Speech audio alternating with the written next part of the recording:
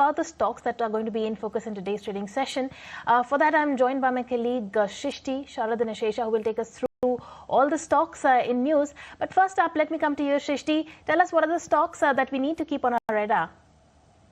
Well, first up, let's talk about Eicher Motors. The company did come out with its earnings and seems like an inline set for the company in the Q1 of FY26. And look at the margins, exactly in line to our estimate as well. 23.9% is what the company has recorded. If you look at the internals and especially the commentary with respect to the FY26 outlook, that remains positive as the company is optimistic about the volume growth across the domestic as well as the export market as well. They believe that the new launches will help them achieve that. Some of the recently launched products, they are gaining ground in select geographies, and the company is positive that this will continue going ahead for FY26. No major capex that has been planned as such. All the new announcements, or rather the fresh investments, will be on the EV side, and along with that the company is also saying that the export market looks quite robust at this point in time. The other stock in focus, or rather the pack of counters in focus, will be the auto counter. The whole pack will be in focus today on the back of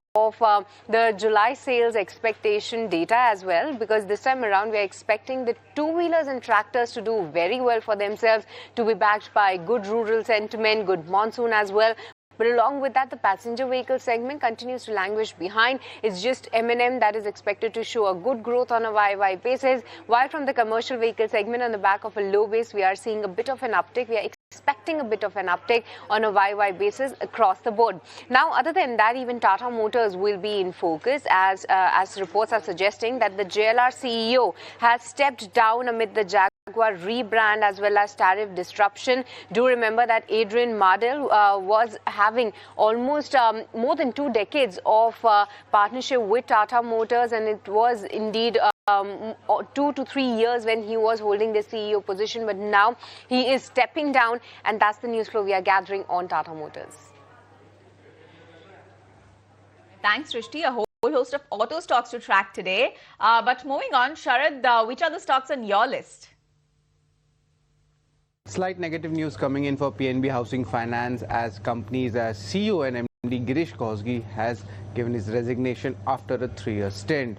Up next, Swiggy, weak set of numbers coming in, but interestingly, the company has maintained its guidance for contribution margin break-even, ranging between third quarter of FY26 to the first quarter of FY27. Looking at the numbers, the EBITDA loss has widened to almost 1,038 crore rupees, and even the net loss, that has also widened to almost 1,197 crore rupees, signaling a weak quarter coming for Swiggy. Also, NCC, they have received orders worth 792 crore rupees in the month of July. And lastly, Godrej Properties with a slew of announcements in Tier 2 and Tier 3 areas. Another announcement coming is that they have announced their entry in Vadodara with the acquisition of roughly 34 acres of land, and the entire saleable area would be roughly 9 lakh square feet.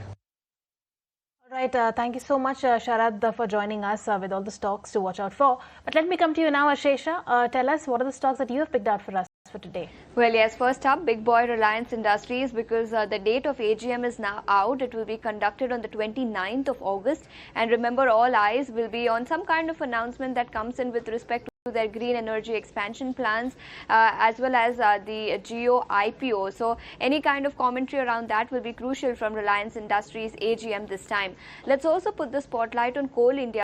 Then it reported inline set of numbers. Margins though were better than what the street was working with. Now remember, we were working with a poll of 30% as far as EBITDA margins are concerned. It has come in at 34.9%. E-auction premiums stood at 50%, and Motilal Oswal has maintained its stance. They've maintained their buy stance, and they expect e-auction premiums to rise to 70% in the coming quarters. But largely inline set of numbers is what Coal India has reported. After that, let's also put the spotlight on a whole host of sugar stocks that will be in focus, and this is on the back of some important commentary that ISMA has come out with, where they are saying that output is likely to rise by about 18% in sugar season 24-25. Apart from that, they've also spoken about ethanol prices. Now remember, for some categories it has remained unchanged for the last several months, and now they are urging the government to increase ethanol prices going forward. So some important commentary that has come in from ISMA with respect to production, ethanol price, prices, and the fact that US is now likely to export sugar to India, and that could perhaps be detrimental for Indian sugar stocks. So all these three stocks in focus on the back of their news pieces. All right, so RIL, Coal India and all those sugar stocks in focus on the back of that news flow. Thank you so much, Ashesha. In fact, thanks Srishti, Sharad and Ashesha for joining us today and taking us through all the stocks that are going to be in focus in today's trading session. But on that note, we'll take a very short break. Be right back with more on the other side.